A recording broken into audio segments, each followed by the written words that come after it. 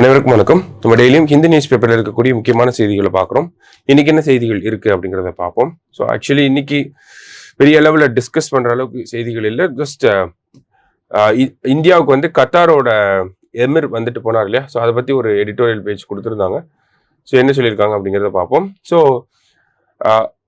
கத்தாரோட emir அல் தானி அப்படிங்கிறவர் வந்து இந்தியாவுக்கு வந்து விசிட் பண்ணியிருந்தார்.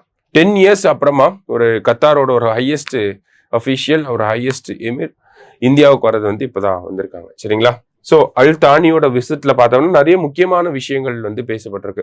ஃபர்ஸ்ட் இந்தியாவுக்கும் கத்தாருக்கும் இருக்கக்கூடிய ட்ரேட் ரிலேஷன்ஷிப் அப்படிங்கிறத பார்த்தோம்னா ஏறக்குறைய 2 நாட்டுக்குமே ரொம்ப பெனிஃபிஷியலா இருக்கக்கூடிய ஒரு ட்ரேட் ரிலேஷன்ஷிப். லைக் இந்தியா வந்து பார்த்தோம்னா அவங்க கிட்ட நம்ம ஃப்ரூட்ஸ் அண்ட் வெஜிடபிள்ஸ் இந்த மாதிரி ஆர்கானிக் ப்ராடக்ட்ஸோட எக்ஸ்போர்ட் அப்படிங்கிறது இந்தியாவிலேருந்து கத்தாருக்கு அதிகமாகவே இருக்கு.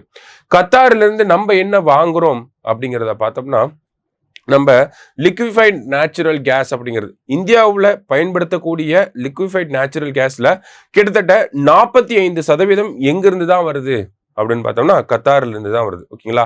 அப்போ இந்த liquefied natural gas, liquefied petroleum gas, LNG, LPG இந்த மாதிரியான கேஸஸ் எல்லாமே எங்கிருந்து வருதுன்னா நமக்கு கத்தாரில் இருந்து தான் வருது. சரிங்களா? அது மட்டும் இல்லாமல் இந்தியா கத்தார் அப்படின்னு எடுத்துக்கிட்டோம்னா கத்தாரில் இருக்கக்கூடிய முக்கியமான செக்டார்ஸ்ல ஒர்க் பண்ணக்கூடிய ஆட்கள் யாராக தான் இருப்பாங்கன்னா இந்தியன்ஸாக தான் இருப்பாங்க. ஸோ இதுவுமே வந்து இந்தியா கத்தார் ரிலேஷன்ஷிப்பை அடுத்த ஸ்டேஜுக்கு கொண்டு போறதுக்கு முக்கியமான ஒரு ஒரு ஒரு ஃபேக்டரா இருக்கு. சரிங்களா?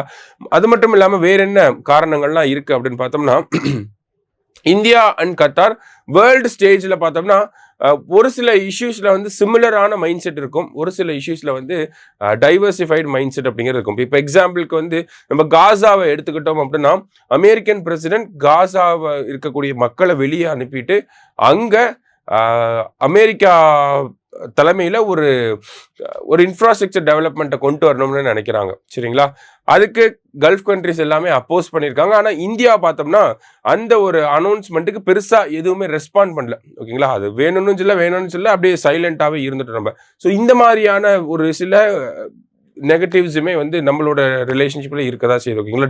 டைவர்சிஃபைட் பாயிண்ட் ஆஃப் வியூஸ் அப்படிங்கிறது இருக்கதா செய்யுது. ஸோ இந்த ஒரு இடத்துல இன்னொரு விஷயத்தையும் நம்ம ஞாபகம் வச்சுக்கணும். ஏன்னா ரீசெண்டாக 2023 பார்த்தோம்னா இந்தியாவை சேர்ந்த ஒரு 8 நேவி பர்சனல்ஸை வந்து கத்தாரில் வந்து தூக்கு தண்டனை அப்படிங்கிறத கொடுத்துருப்பாங்க. ஓகேங்களா? அந்த அவங்க வந்து ஸ்பை வேலைகளுக்காக கத்தாரை வந்து அதிகமாக ஸ்பை பண்ணிட்டு இருக்காங்க, அதனால அவங்களுக்கு தூக்கு தண்டனை கொடுக்க போறோம் அப்படிங்கிற சொல்லியிருப்பாங்க.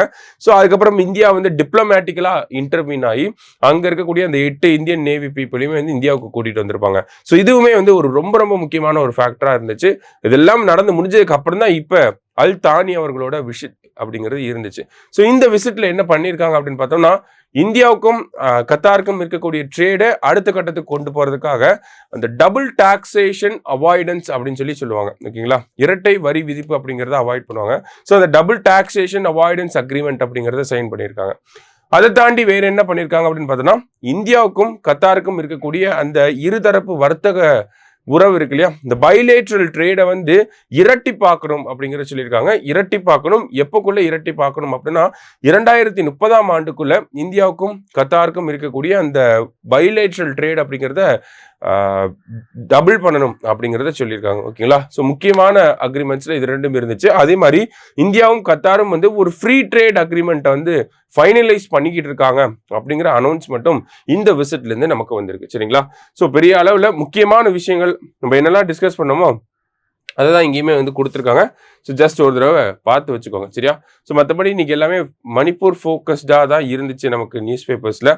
அண்ட் தென் டெல்லியில பார்த்தோம்னா ரேகா குப்தா அவங்க வந்து டெல்லியோட சீஃப் மினிஸ்டரா வந்து வரப்போறாங்க. இன்னைக்கு ஆக்சுவலி அந்த ஸ்வீரிங் இன் செரிமோனி அப்படிங்கிறது இருக்க போகுது, பதவியேற்பு விழா அப்படிங்கிறது இன்னைக்கு இருக்க போகுது. சரிங்களா?